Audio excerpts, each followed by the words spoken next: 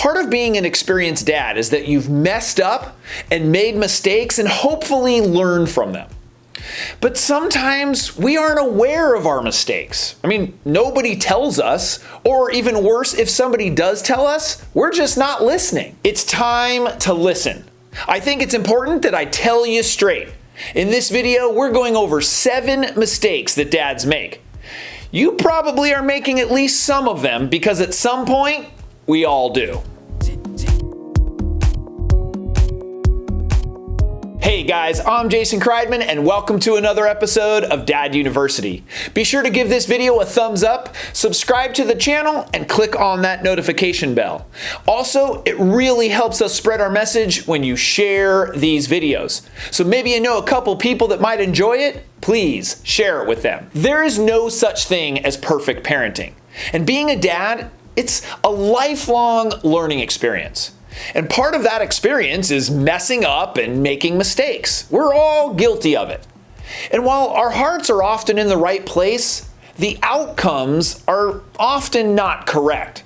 So let's take a look at 7 mistakes that dads make. Number 1, we do too much for them. Sometimes as dads, we show our love by doing things for our kids. When they're really young, that might be like getting them dressed or carrying them or carrying something for them.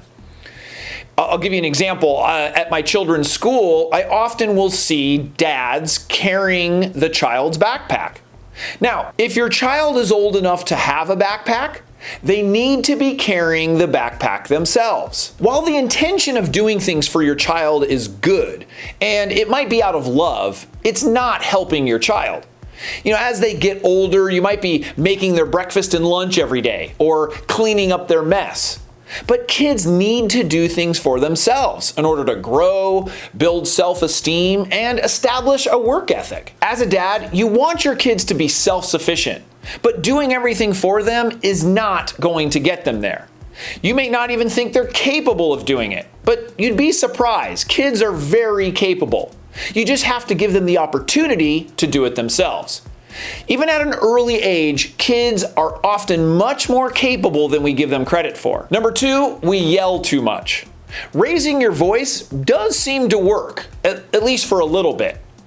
You say something, nobody listens, then all of a sudden you raise your voice and yell and people are standing at attention. The problem is that if you use that too often, your children will eventually tune you out. And then you're having to get louder and louder in order for someone to hear you. And what are we teaching our kids? That if we want to solve a problem or get someone to do something for us or somebody to listen, we have to yell or we have to raise our voice. And I think dads have a tendency to raise their voices too much. It's sort of the go-to or the default mode in order to handle a situation. And the reason this happens, I believe, is that we just don't know how to solve a situation. But there's got to be a better way to do this. Who wants to be angry and raising our voices and yelling all the time? There is a better way. When you learn parenting techniques or effective ways to communicate, you will no longer need to yell. You begin to realize that you are way more effective by just understanding how to communicate in ways that your child understands. Sure, you're going to probably still repeat yourself, but you'd be repeating yourself when you're yelling as well. Kids are in a constant state of learning, so it does take some time. Number 3, we don't apologize to our child. When you yell or get angry or handle a situation in a poor way, do you ever apologize to your child? We want them to learn and we make them apologize for the way they acted. But what about the way that we acted? Apologizing to your child is important. You may say something like, "I'm really sorry for the way I handled that situation earlier. I should have been more calm and listened to what you had to say." Apologizing to your children like that for whatever situation had happened, you'll begin to see that they will model that behavior. They will learn from how you are handling those situations. They will begin to realize that they messed up, that they could handle the situation better, and the apologies will come much quicker so that you can just put those situations behind you. They really are watching how we operate, and they mimic our behavior. If you want your child to act a certain way, then you have to model that behavior. And when you apologize for however you handled that situation because you could have been more calm, they will begin to do that same thing and realize the way that they handled that situation could have been done differently. Number 4, not enough positive reinforcement. Us dads are really good at criticizing and getting on our kids when they do something wrong. But what about when they do something right? What about when they do something that we asked them to do?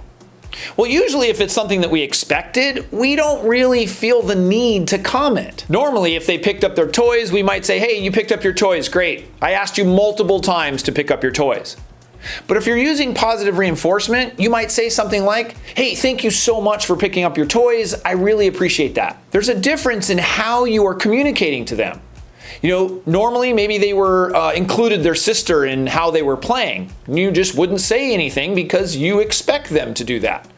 But instead you say, hey, when you were playing earlier and I saw that you included your sister, that was really appreciated.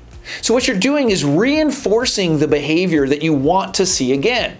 And it is very effective. We absolutely do not provide enough positive reinforcement to our kids. We are usually so focused on the negative that we forget about doing positive reinforcement.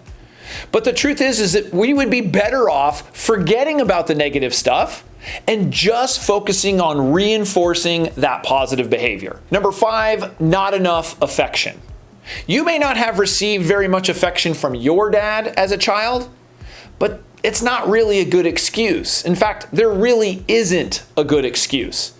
Whether it's uncomfortable, you're not used to it, you just aren't familiar, it doesn't matter. It is so important that we are affectionate with our children, and especially as fathers. It's important that you're affectionate with both your sons and your daughters. Yes, moms are usually a little bit better at this, but it's not up to mom to provide all of the affection. Dads need to provide hugs and kisses. Hold their hand. Put your arm around them when you're sitting watching TV. That affection stimulates brain development. It's good for their overall well-being. Children need affection. As children get older, affection is still very important for them to feel close and connected to you. And if you have a teen, they're going to probably not want your affection as much, but it's still important to give it to them. Sure, their boundaries might be different and you're not going to give them a big hug and kiss at school. But when they're home and you're not embarrassing them, then it's still really, really important to be affectionate with your children. Number 6, we lack empathy. Empathy is looking at a situation from another person's perspective and putting yourself in their place so that you can feel it and really understand where they are coming from. And when we do that with our kids, it goes a long way. Think about it when your child is even really young. When you look at the situation from how your child might be feeling and what they're going through, your decision-making changes and how you handle situation changes. And even as they get a little bit older, you begin to look at a situation and go, oh, that's what they're looking at, or that's how they're feeling. You begin to have a better relationship with them because you are being empathetic. As dads, we're often trying to solve problems and take control, but often that's not what's needed. They just want someone to hear them or to understand them. Even just saying, I'm sorry that you're going through that. That must be really difficult. You don't have to agree with what they're doing or endorse it. All you're saying is that you understand that it's difficult for them. So empathy with your children is really, really powerful in them feeling like they are understood and they are heard. Empathy reduces arguments, it promotes connection, it just helps people feel overall understood. And as your children get older, a big thing that they want is to feel like they are understood. Because oftentimes there's a big disconnect between the parent and the child, and a child doesn't feel like a parent really understands what they're going through. Even though we do, but we're often not empathetic towards it. So being empathetic towards your child will really improve your relationship with them. Number 7, not present when we should be. Certainly you can't be present at all times, but it's important to be mindful on when you should be present. You're at a game watching your daughter and she looks over and she sees your head down in your phone. Or you promise to play a board game with your son, and you're replying to emails while you're playing. Our electronic devices are usually the culprit. I think the key is to stick to your promises.